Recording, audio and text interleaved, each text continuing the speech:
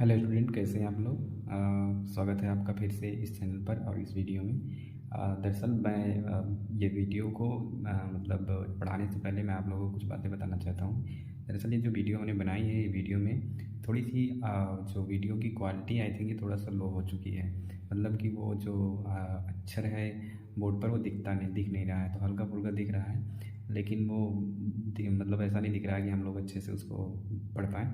तो मैं आपसे अनुरोध करता हूँ कि इस वीडियो में जो अक्षर लिखे गए हैं उन अक्षरों की तरफ ज़्यादा ध्यान न देते हुए जो मैं मुंह से बोल रहा हूँ शब्दों को, उस शब्दों की तरफ ज़्यादा ध्यान दीजिएगा। ओके। और ये वीडियो बहुत ही अच्छी वीडियो है। आई थिंक ये इसकी जैसी मैं वीडियो बना नहीं पाऊँगा। अब बनाऊँगा थोड़ी सी उसमें हो सकता है कि इधर उधर हो जाए, मतलब ऐसे नहीं बन पाएगी। तो मैं सोच रहा हूँ कि इसको अब डिलीट भी नहीं करता हूँ और ऐसे ही एज इट इज़ अपलोड कर देता हूँ। और ठीक भी है, मतलब ये कि ज़रूरी नहीं कि जो अक्षर दिखता है वही मैं कौन सा लिखना है आपको, बस क्या करना है, ध्यान से सुनना है केवल, और वैसे ही याद हो जाएगा। ठीक है, और कुछ याद करने की ज़रूरत इसमें है भी नहीं। ये केवल इंट्रोडक्शन टाइप का एक वीडियो है, बायोलॉजी के बारे में, जीव विज्ञान के बारे में बताया गया है। ठीक है, और अगर फिर भी कोई प्रॉब्लम होती है तो बताइएगा, मैं फिर से इस वीडियो को बनाऊँगा। ठीक है, धन्यवाद, इसे ध्यान से देखिएगा। Okay, bye. हेलो स्टूडेंट, स्वागत है आपका फिर से हमारे इस वीडियो में। आज की इस वीडियो में हम लोग समझने वाले हैं, या हम लोग आज पढ़ने वाले हैं जीव विज्ञान।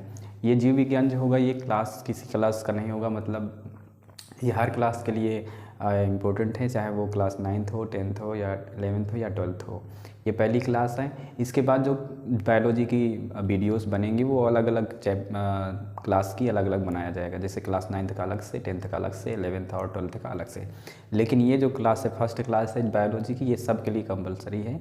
मतलब इसको समझना बहुत ही ज़्यादा महत्वपूर्ण है, क्योंकि ये फर्स्ट क्लास है बायोलॉजी की। ठीक है, तो हम शुरू करते हैं।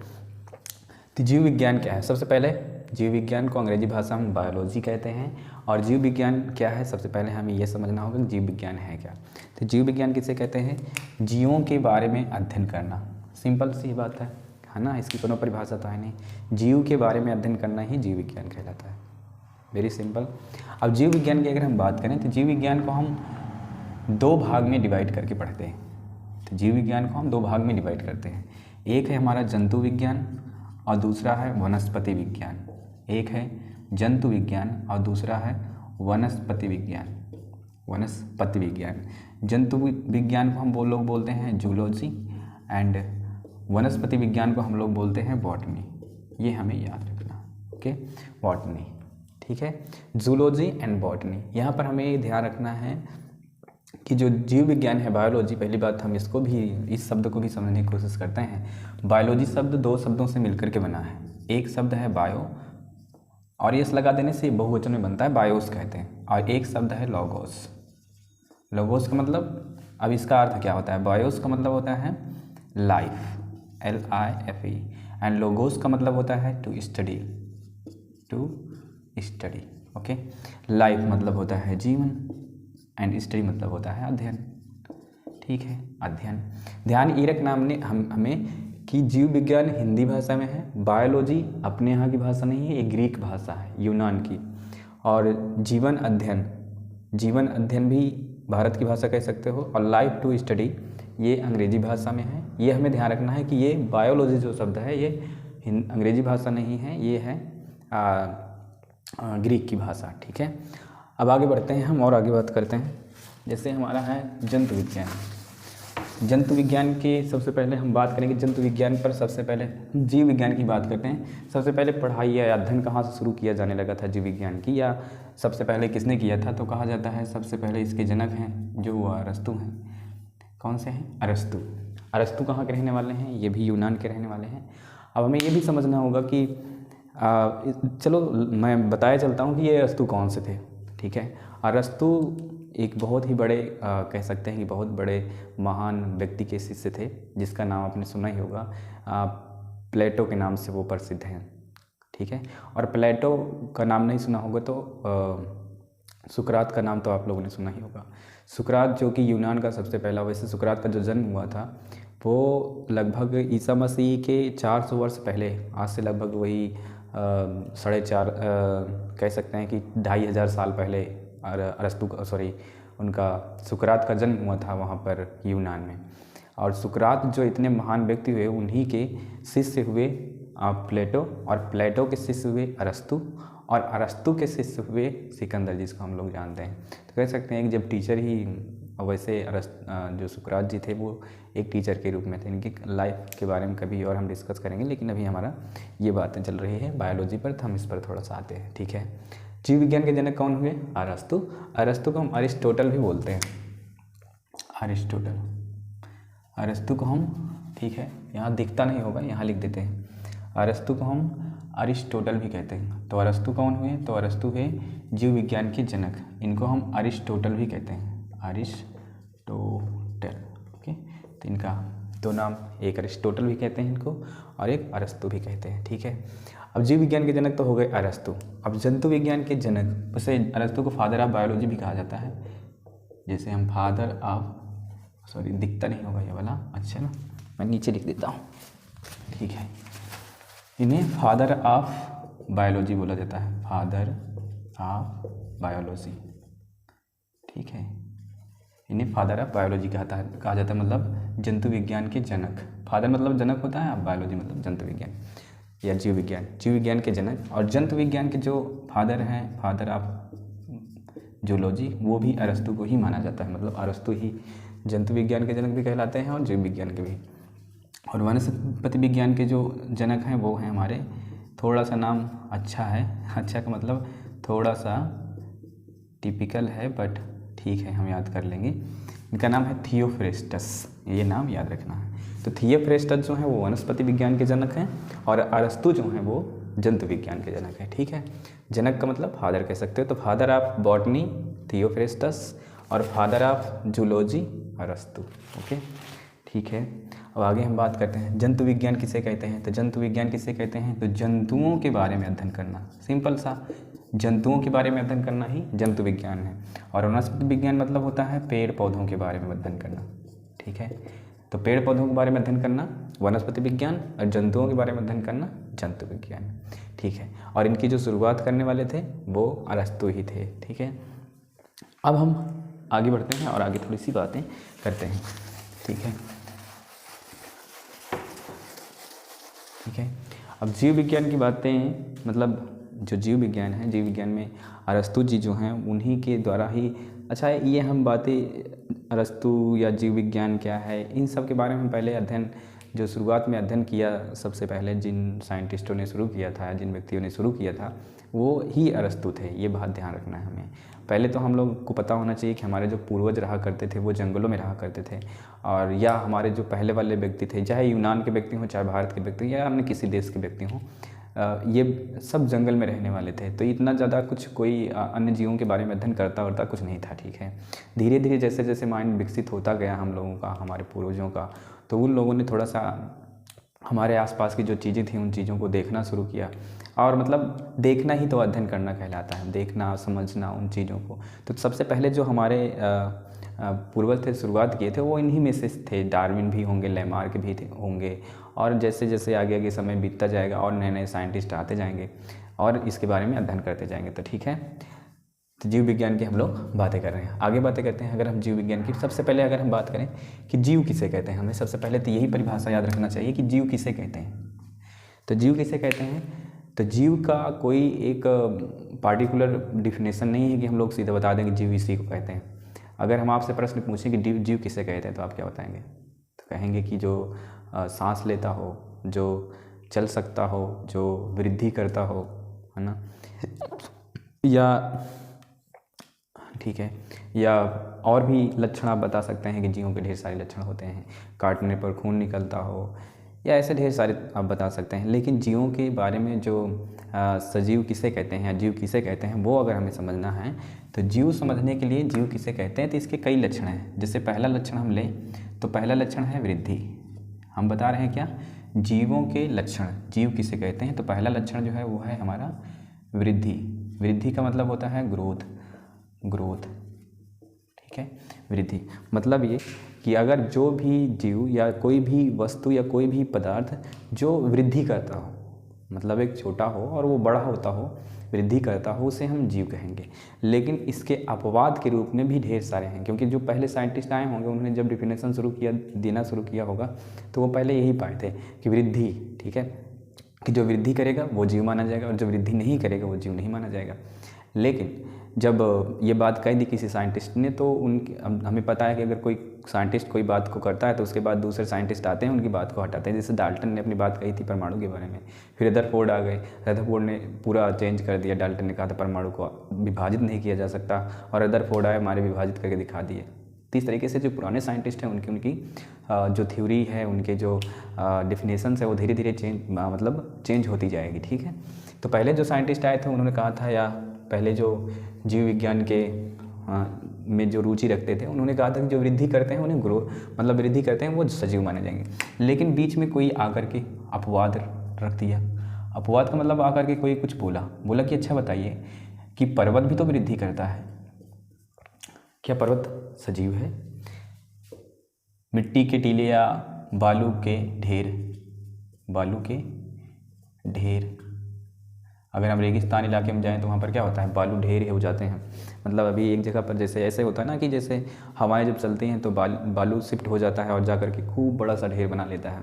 तो हम कहते हैं क्या बालू का ढेर अगर है तो क्या वो सजीव है? तो वो भी सजीव नहीं माना जाता। तो मतलब बालू का ढेर और पर्वत ये अपवाद के रूप में रखना है, याद है। फिर उसके बाद फिर कहते हैं दूसरी ग्रोथ के बाद आता है मोशन, या हम कह सकते हैं गति का मतलब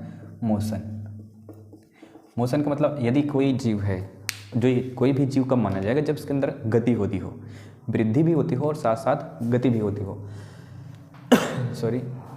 गति भी होती हो। जैसे हम कहें कि जो मनुष्य हैं वो भी गति करते हैं, पौधे हैं जो वो भी गति करते हैं। ठीक है, लेकिन इस पर भी अपवाद आ जाएगा, क्योंकि गति करने के लिए अभी हमने एक परिभाषा बताई थी बालू के रेत की या हवाओं का चलना, ये सब भी गति करते हैं। लेकिन फिर से अपवाद के रूप में भी हमको याद रखना है कि अपवाद क्या है। जैसे बालू का ढेर कह सकते हैं, बालू का ढेर क्यों हुआ होगा? क्योंकि गति किया होगा, क्योंकि बालू का एक जगह पर होता है, हवाएं चलती हैं तो एक स्थान से दूसरे स्थान पर जाता है। ठीक है, बालू का ढेर हो गई। हवा भी तो गति करती है, लेकिन हवा को हम लोग निर्जीव की कैटेगरी में रखते हैं।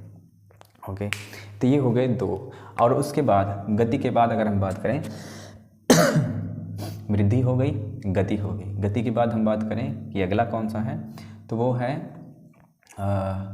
हम बात कर सकते हैं कि जो जनन करता हो। जनन का मतलब होता है रिप्रोडक्शन।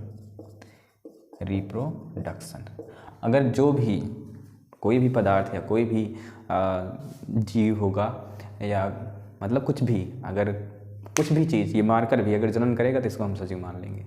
आ रहा है समझ में?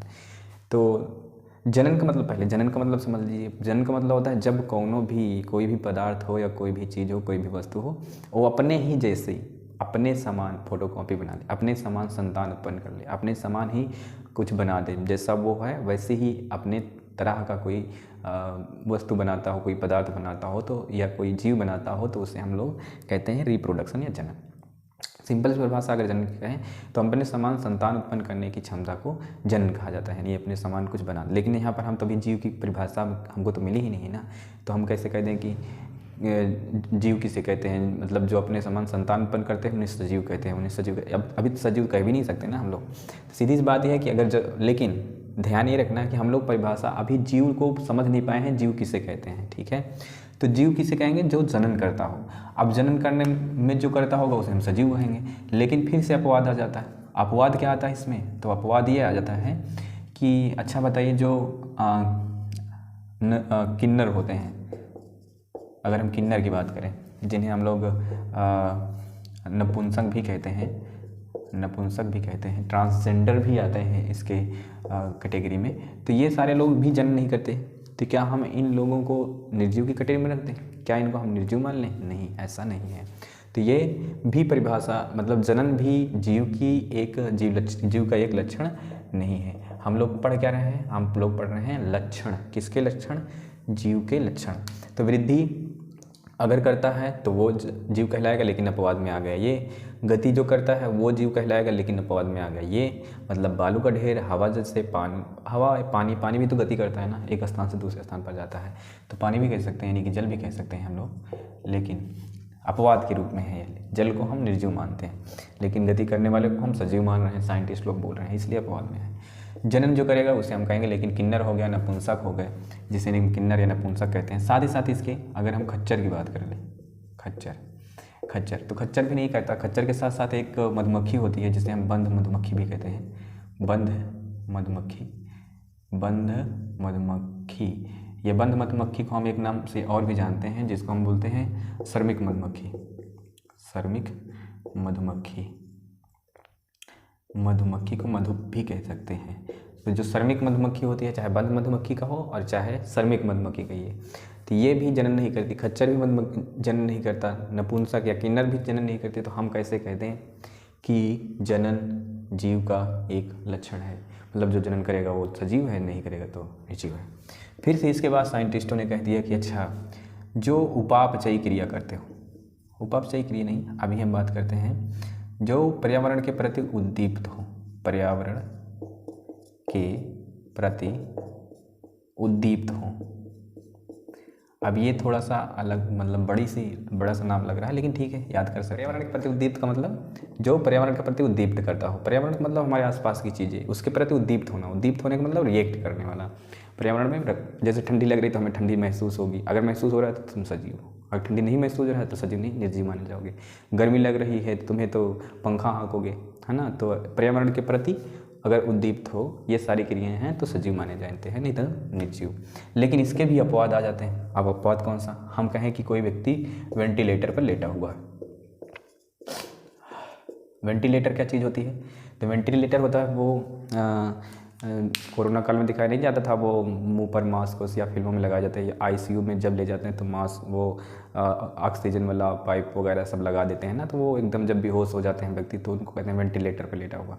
अगर वो व्यक्ति वेंटिलेटर पर लेटा हुआ है और अगर हम उससे बातें कर रहे हैं, बोल रहे हैं उठ जाओ भैया उठ जाओ, या कुछ भी बोल रहे हैं, तो वो रिएक्ट करता है। उसकी हृदय की धड़कनें चलती हैं, बट वो रिएक्ट नहीं करता है। तो क्या हम उसको निर्जीव मान लें? नहीं मानेंगे, है ना। अपवाद के रूप में ये भी आ गया, वेंटिलेटर पर लेटा हुआ मरीज, वेंटिलेटर पर मरीज। इसके बाद जो अंतिम है, जो कि सर्वमान्य हुआ है, अभी सर्वमान्य नहीं हुआ। देखिए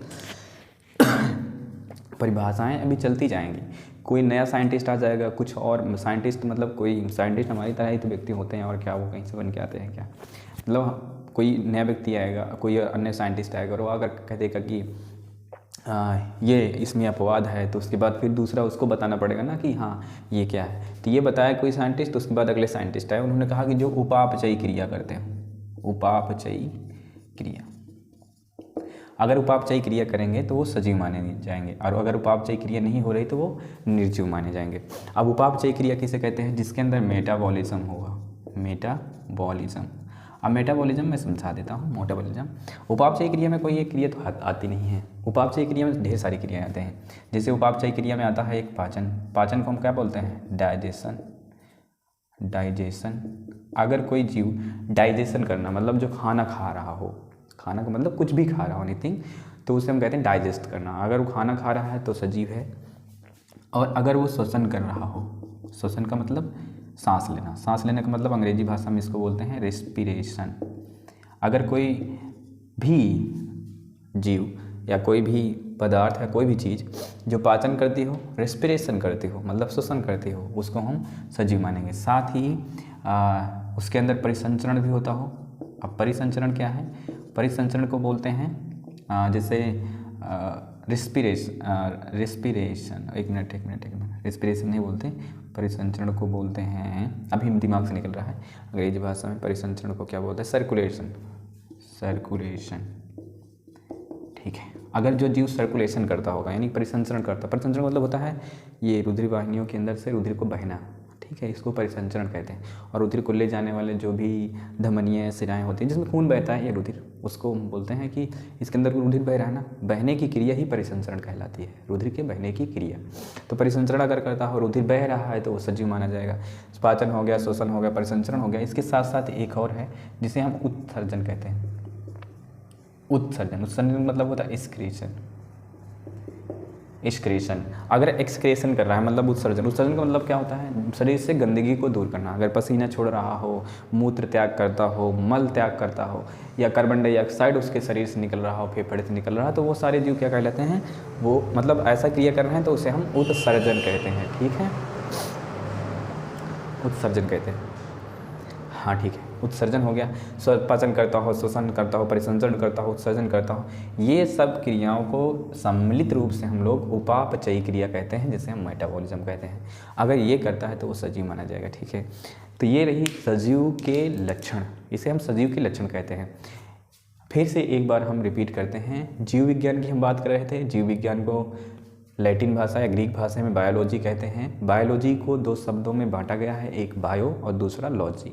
बायो मीन्स होता है लाइफ और लॉजी मीन्स होता है स्टडी। लाइफ मीन्स होता है जीवन और स्टडी मीन्स होता है अध्ययन।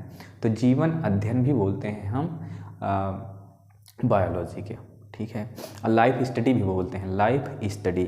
अगर हम जीव विज्ञान की बात करें तो जीव विज्ञान के जनक जो हैं वो हैं अरस्तु। जीव विज्ञान को दो भाग में बांटा गया है, एक वनस्पति विज्ञान में और एक जंतु विज्ञान में। और अगर हम जंतु विज्ञान की बात करें तो जंतु विज्ञान के जो जनक हैं वो अरस्तु हैं और वनस्पति विज्ञान के जो जनक हैं वो थियोफ्रेस्टस हैं। ओके, अब हम बात कर रहे हैं किसका, कि जीव किसे कहते हैं। आगे भी बात कर रहे हैं हम जीव किसे कहते हैं। तो जीव के हम लक्षण जान रहे थे कि जीव किसे कहते हैं। सबसे पहले अगर हम जीव विज्ञान पढ़ रहे हैं तो हमें पता होना चाहिए ना कि जीव के लक्षण किसे कहते हैं, हम जीव किसे कहेंगे। तो जीव के हमने यहाँ पर 5 लक्षण बताए हैं। एक तो वृद्धि है, ग्रोथ मतलब ऐसा कोई भी पदार्थ हो, कोई भी चीज़ हो जो वृद्धि करती हो, उसे हम जीव बोलेंगे। लेकिन अपवाद में क्या आता है, पर्वत भी तो वृद्धि करता है, क्योंकि हमें पता है हिमालय पर्वत की जो ऊंचाई थी पहले कम थी, धीरे धीरे ये बढ़ रही है। माउंटेन एवरेस्ट की जो ऊंचाई थी वो 8,848 मीटर थी, लेकिन अब हो गई 8,848.786, आई थिंक इतना ही है, मतलब वही 8,849 मीटर हो गया है। तो ये पर्वत भी बढ़ रहा है। तो क्या पर्वत बढ़ रहा है वो जीव है, लेकिन कहते नहीं पर्वत तो निर्जीव है। बालू के ढेर भी बढ़ते हैं। कभी रेगिस्तान इलाके में ऐसा होता है ना कि बालू जो होता है एक स्थान पर, वहाँ आज जैसे सुबह देख रहे हैं कम है, अगर हवाएं चली तो वहाँ पर बालू आकर के शिफ्ट होती रहती है, जिससे बालू का ढेर हो जाता है। तो ये बालू का ढेर है, पर्वत है, ये सब अपवाद है। लेकिन अगर हम कहें कि वृद्धि जो है वो क्या है, तो वो जीव का एक लक्षण है, लेकिन पूर्ण रूप से नहीं कह सकते। आगे आता है गति को हम मोशन कहते हैं। अगर जो भी जीव होगा वो गति करता होगा, अगर गति नहीं करेगा वो जीव नहीं माना जाएगा, ऐसा बोला गया। लेकिन अपवाद में आ गया फिर से, क्या बालू का ढेर, हवा जल। बालू का ढेर एक स्थान से दूसरे स्थान पर शिफ्ट होता रहता है, गति करता रहता है। तो बताओ क्या वो सजीव है? हवा एक स्थान से दूसरे स्थान पर गति करती रहती है, क्या वो सजीव है? नहीं। जल भी एक स्थान से दूसरे स्थान पर गति करता रहता है, क्या वो सजीव है? तो इसलिए हम गति को भी हम एक लक्षण नहीं मान सकते कि सजीव का लक्षण है। अगला है जनन को हम रिप्रोडक्शन कहते हैं। अगर जो जनन करते हो, जनन का मतलब अपने समान संतान उत्पन्न करते हो, उसे हम सजीव बोलेंगे। लेकिन फिर से आ जाता है किन्नर लोग और नपुंसक लोग, ये तो जनन करवे नहीं करते। साथ ही खच्चर होता है, खच्चर भी जनन नहीं करता। बंध मधुमक्खी या श्रमिक मधुमक्खी 3 टाइप्स की होती हैं। एक होती है रानी, मतलब पूरा एक जो छत्ता होता है ना, वो पूरे छत्ते में 3 प्रकार की मधुमक्खियाँ होती है। पूरे छत्ते में केवल एक रानी मधुमक्खी होती है जो पूरे छत्ते को अपने तरीके से चलाती है, मतलब उसी के जिस तरफ रानी जाती है जो काम मतलब रानी आगे आगे चलती है। अगर छत्ते को शिफ्ट करना है एक स्थान से दूसरे स्थान पर, रानी आगे जाती है, बाकी पीछे पीछे उसके जो श्रमिक मधुमक्खियाँ होती हैं वो जाती हैं। तो 3 टाइप्स के होते हैं, रानी होती है, ड्रोन होता है और श्रमिक होती है। रानी जो होती है एक होती है, ड्रोन कई होते हैं। लेकिन जनन करने के बाद जब रानी के साथ जनन करते हैं, वो रिप्रोडक्शन करते हैं ड्रोन, जिसे हम नर मधुमक्खी भी कहते हैं, और उसके बाद जब जनन करते हैं उसके बाद नर जो मधुमक्खियाँ हैं उनको भगा दिया जाता है छत्ते से, और वहाँ पर छत्ते के पास भी बचती हैं श्रमिक मधुमक्खी और रानी मधुमक्खी। एक रानी मधुमक्खी, पूरी श्रमिक मधुमक्खी। श्रमिक मधुमक्खियाँ जनन मतलब रिप्रोडक्शन नहीं कर सकती, आई बात समझ में, केवल रिप्रोडक्शन करती हैं वहीं। तो यहाँ श्रमिक मधुमक्खियाँ नहीं करती हैं, तो क्या हम श्रमिक मधुमक्खियों को निर्जीव मानेंगे? उसके अंदर वृद्धि भी होता है, गति भी होती है, लेकिन जनन नहीं होता। आगे चलते हैं। अगला जो पॉइंट है वो है पर्यावरण के प्रति उद्दीप। पर्यावरण के प्रति उद्दीपन भी कह सकते हैं हम यहाँ पर। पर्यावरण के प्रति उद्दीपन का मतलब होता है रिएक्शन। अगर हम रिएक्शन कर रहे हैं, कोई भी चीज़ अगर रिएक्ट कर रही है तो वो क्या होगी? सजीव। अगर रिएक्ट नहीं कर रही है तो वो सजीव नहीं कहलाएगी, है ना। जैसे हम बोर्ड को चाहे जितना मारें, क्या ये रिएक्ट करेगा? नहीं करेगा। लेकिन अभी बात हम जीव विज्ञान की शुरुआत किए हैं, हो सकता है ये बोर्ड भी सजीव हो। क्यों? देखो ना, हमने जब इस पर ठोकर मारी तो बोर्ड से आवाज़ आ रही है, इसका मतलब अभी भी तो रिएक्ट कर रहा है ना पॉइंट। मतलब इस बोर्ड को हम मार रहे हैं तो बोर्ड से क्या हो रही है? आवाज़ आ रही है, तो मतलब बोर्ड भी तो रिएक्ट कर रहा है। तो अभी हम जिसको निर्जीव मान रहे हैं, लेकिन अभी शुरुआत है बायोलॉजी की, आगे हम और बातें करेंगे इस पर। अगर लेकिन ठीक है, नॉर्मल सा पर्यावरण के प्रति उद्दीपन जो करेगा वो जीव कहलाएगा। ये बायोलॉजी किताब के आधार पर है। देखो पहली बात ये ध्यान रखिएगा, ये सारी चीज़ें जो लिखी गई हैं, सारी चीज़ें सारी किताब की हैं। हमें अपने से भी कुछ सोचना है कि सजीव कौन हो सकते हैं, निर्जीव कौन हो सकते हैं। अभी भी साइंस ख़त्म नहीं हुई है कि जितना किताबों में लिखा है हम उतना ही पढ़ेंगे। हम अपनी तरफ से भी सोच सकते हैं कि जीव किसे कहते हैं, निर्जीव कैसे कहते हैं। अगर उसे हम प्रूव करके दिखा दें तो वो तुम्हारी भी बातें यहाँ पर छप जाएंगी। जो 5वीं पॉइंट है उसके बाद 6वीं जो पॉइंट होगी आपकी बातों का होगा, लेकिन प्रूफ होना चाहिए कि सजीव का ये मुख्य लक्षण है। ठीक है, आगे चलते हैं। लेकिन हाँ, पर्यावरण के प्रति उद्दीपन जो करते हैं वो क्या कहलाएंगे, सजीव। मतलब कि अगर किसी को हम मारें तो वो भी हमको मारे, गाली दें तो वो भी हमको गाली दें। जैसे हम आप लोगों को मारे भी तो आप लोग ना हम मार सकते हैं ना आप मार सकते हैं। मोबाइल फ़ोन को कर सकते हैं, मतलब जो कैमरा लगा है उसी को कर सकते हैं जो करना है, बाकी तो कर नहीं सकते। ठीक है, इधर आते हैं पर्यावरण के प्रति उद्दीपन। लेकिन यहाँ पर भी अपवाद आता है। वेंटिलेटर पर मरीज, अगर कोनो मरीज है और वेंटिलेटर पर लेटा हुआ बेहोश है और हम उसको बोल रहे हैं भैया उठ भैया उठ भैया, तो आवाज़ नहीं करेंगे।